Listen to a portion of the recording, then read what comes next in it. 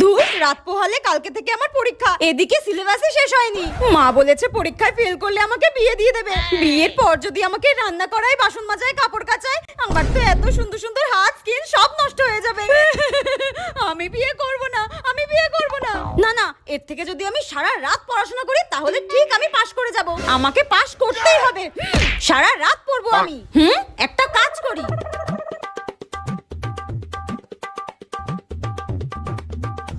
ওরে বাপরে, এই প্রদীপটা যতক্ষণ জ্বলবে আমি ততক্ষণ পড়াশোনা করব। যদি সারা রাত জ্বলে আমি সারা রাত পড়াশোনা করব।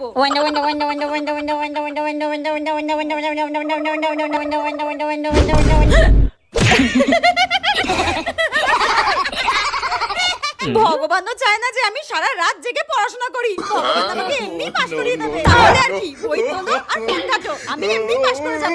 এখন আমি রিল দেখি।